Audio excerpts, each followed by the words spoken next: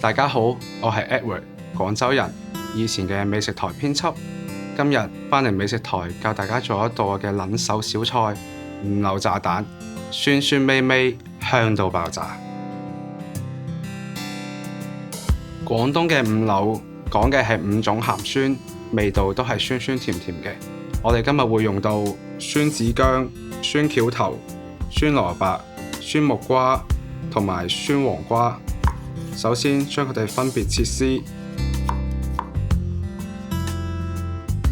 跟住我哋較好用嚟煮五柳絲嘅汁，我哋會用到糖同埋鹽，再加啲番茄醬增色。平時我仲習慣加啲魚露提鮮，再攪拌均勻。跟住我哋就可以炸蛋啦，側邊有啲氣泡冒出嚟，我哋就可以打雞蛋落去啦。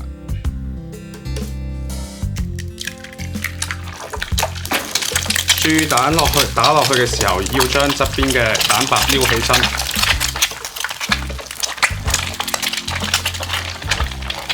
佢要中火，如果唔係會彈出嚟。可以將蛋稍微壓落去，可以將蛋黃整熟。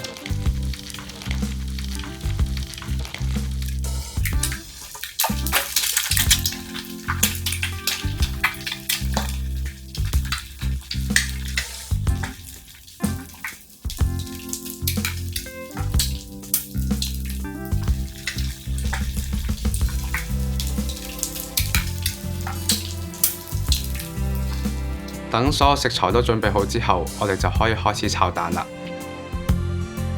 夠熱嘅時候，我哋落油，然後落五柳絲炒。等炒到佢有啲透明嘅時候呢，我哋就可以落埋啱先較好嘅汁啦。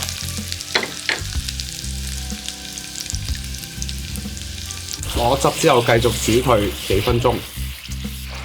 然後我哋勾個薄芡，最後落埋啱先炸好嘅蛋，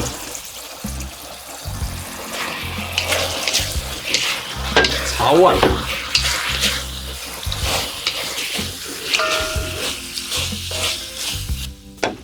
最後再加啲麻油，斟量。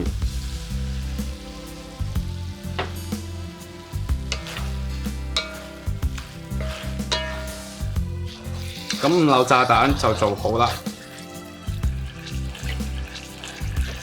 同樣嘅方法用嚟煮鯇魚都好好食㗎。